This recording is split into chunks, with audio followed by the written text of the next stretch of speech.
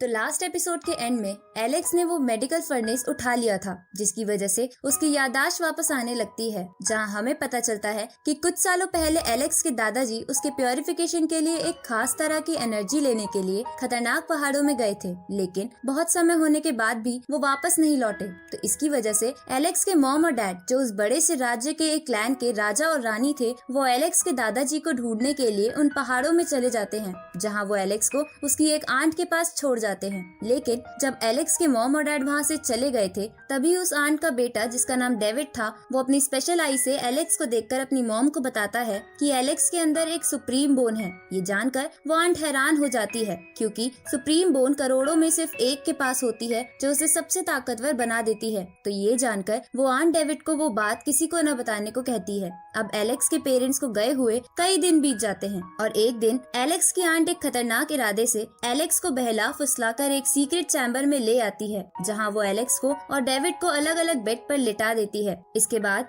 वो आंट अपने एक आदमी से एलेक्स को बांधकर उसकी सुप्रीम बोन निकालने को कहती है। तो वो आदमी एक नुकीले चाकू की मदद से एलेक्स की बॉडी में छेद करके उस सुप्रीम बोन को निकाल लेता है, लेकिन इसकी वजह से एलेक्स को बहुत दर्द होता है, क्योंकि उसे बेहोश तक नहीं किया गया था। इधर उन सबको ये करते हुए एक नैन्सी नाम की बच्ची देख लेती है, जो एलेक्स के परिवार की ही बच्ची थी, और अब वो घबराकर किसी को बुलाने वहाँ से चली जाती है। इधर वो आदमी सुप्रीम बोन निकालकर डेविड के अंदर डालने लगता है, क्योंकि वो आंट अपने बेटे को सबसे ताकतवर इंसान बनाना चाहती थी, ताकि उसका बेटा पूरे साम्राज्य पर राज करे। अब जब वो आदमी ऐसा कर ही रहा था, तभी वहाँ एलेक्स के नाना जी आ जाते हैं और उस आदमी को मारकर उस आंट का गला पकड़ लेते हैं। तो डेविड अपनी गर्दन पर चाकू रखकर कहता है कि मेरी मॉम को छोड़ दो, नहीं तो मैं खुद को भी मार लूंगा। ये देखकर वो गुस्से में दोनों को अपने सबसे बड़े पूर्वज के पास ले जाते हैं, जो सभी क्लैंस का फैसला करते थे, जहां वो उस आंट को जान से मारने की गुजारिश करते हैं। जिस पर डेविड के पिता, जिसका नाम लुइस था, जो एलेक्स के पिता का भाई भी था, वो कहता है कि अब तो वो बोन ट्रांसफर हो चुकी है, तो प्लीज आप ऐसा मत कीजिए। तो एलेक्स के नाना जी बोलते हैं कि कम से कम मेरे पोते की सुप्रीम बोन वापस कर दो।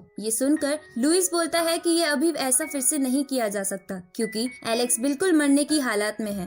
साथ ही वो सुप्रीम बोन निकालने की वजह से एक छोटा बच्चा भी बन चुका था। अब वो पूर्वज एक फैसला सुनाते हैं कि अगले 10 साल तक इस पर कोई डिस्कशन नहीं होगा, और 10 साल के बाद अगर एलेक्स जिंदा रहता है तो वो बोन एलेक्स को वापस दे दी जाएगी। आगे एलेक्स के नाना जी उसके डैड और मॉम को लेटर की मदद से वहाँ बुला लेते हैं। इधर लुइस अपनी सारी सेना को इकट्ठा करके नैन्सी को ढूंढ रहा था, क्योंकि नैन्सी के पास एलेक्स था और लुइस उसे मारना चाहता था, क्योंकि वो सुप्रीम बोन को अपने क्लैन के अंदर ही रखना चाहता था। साथ ही उसने एलेक्स के डैड की सेना को भी अपने उसमें शामिल कर लिया था। अब एलेक्स के डैड और मॉम के वहाँ पहुँचने पर नैन्सी उन्हें एलेक्स दे देती है, जो अब भी बहुत वीक था। साथ ही वो उन दोनों को सारी बात बता देती है। ये सुनकर एलेक्स के डैड बहुत ही ज्यादा गुस्सा हो जाते हैं और उन सबको जान से मारने का फैसला करते हैं। अब हम एपिसोड 1 की ओपनिंग सीन को देखते हैं, जहां एलेक्स के डैड, जिनका नाम जेसन था, वो एलेक्स को गोदी में लेकर सबको मारने के लिए आगे बढ़ रहे थे, पर वो सारी सेना उन्हें रोकने लगती है।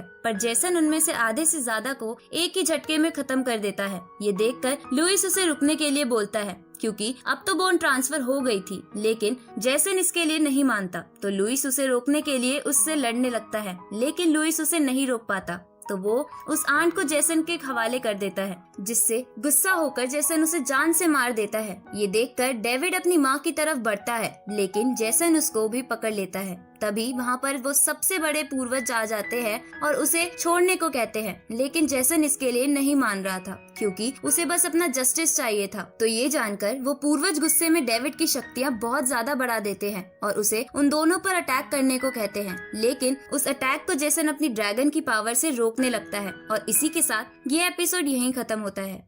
तो एपिसोड 8 की शुरुआत में एलेक्स शेन से पूछता है कि बाद में मेरे पेरेंट्स का क्या हुआ, जिसपे शेन बताता है कि वो दोनों उस अटैक से बचकर अपने पूर्वजों के घर यानी स्टोन विलेज में आ गए थे, जहां गार्ड लियो की स्पिरिट ने तुम्हें फिर से ठीक कर दिया था। लेकिन वो दोनों दोबारा कोई रिस्क नहीं लेना चाहते थे, क्योंकि लुइस की सेना अभी भी उनके पीछे थी, इसलिए वो तुम्हें मुझे देकर दूसरे पूर्वज के घर चले गए थे। ये सुनकर एलेक्स कहता है कि मुझे अभी अपने पेरेंट्स के पास जाना है। तो शेन बताता है कि वो जगह बहुत दूर दूर है, तुम वहाँ नहीं जा सकते। पर एलेक्स इसके लिए नहीं मानता। तो एलेक्स की भावना को देखकर शेन भी उसके लिए मान जाते हैं, लेकिन वो उसे एक चमकता पत्थर देते हैं और कहते हैं कि एक समय गॉड ल्यू और ये चमकता पत्थर आसमान से आए थे, जिस पर गॉड ल्यू की स्पिरिट एलेक्स को कहती है कि उस चमकदार पत्थर पर एक खास कल्टीवेशन टेक्निक है जिसे तुम आने वाले समय में सीख जाओगे। साथ ही वो कहती है कि भले ही तुम्हारे पास वो सुप्रीम बोन ना हो, लेकिन हमेशा याद रखना कि हर चीज का पुनर्जन्म होता है।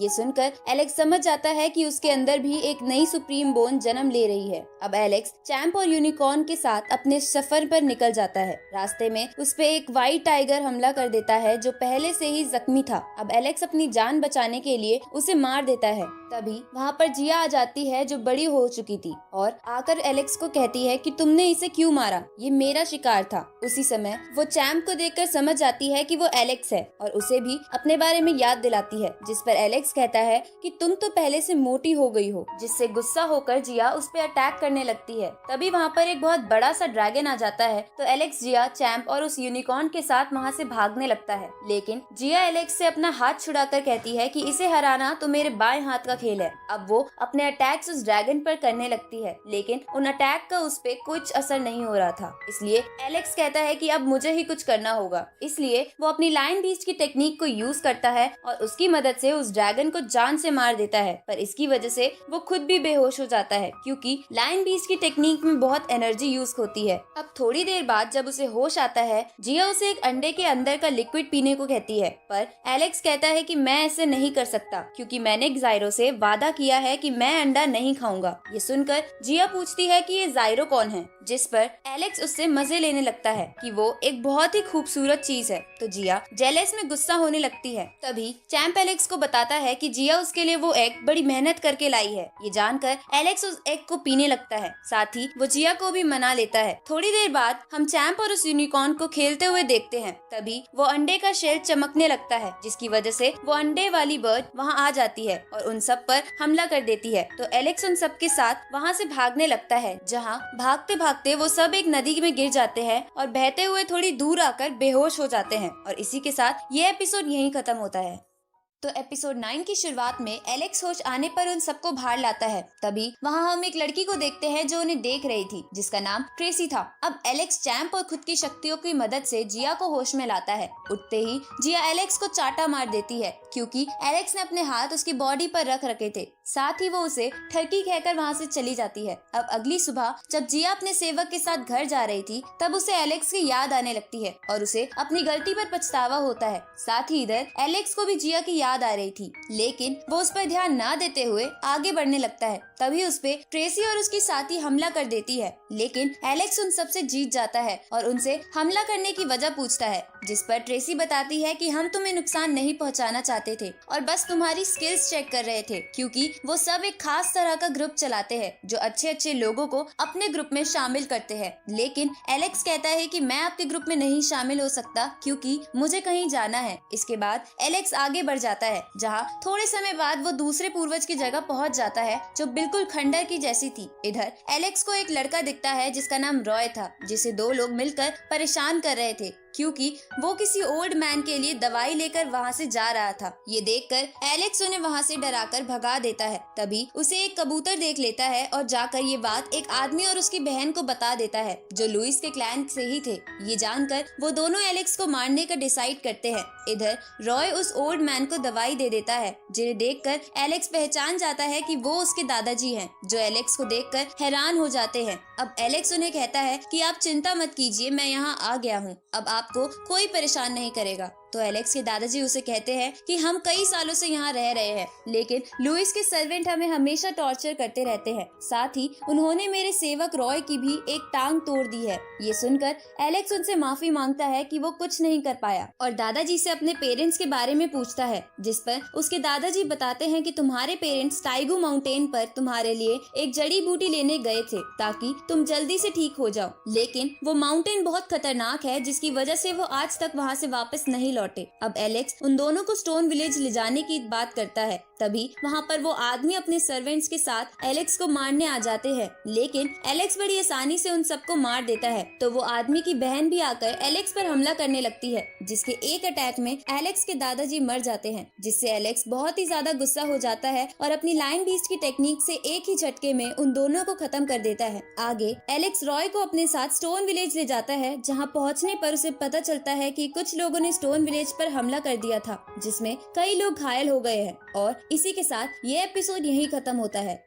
इस सीरीज के अगले एपिसोड जल्द ही इस चैनल पर आ जाएंगे, तो चैनल को सब्सक्राइब करना मत भूलना और नोटिफिकेशन बेल भी ऑन कर लेना, ताकि कोई भी वीडियो आपसे मिस ना हो। तो मिलते हैं आपसे अगली वीडियो में, तब तक के लिए गुड बाय।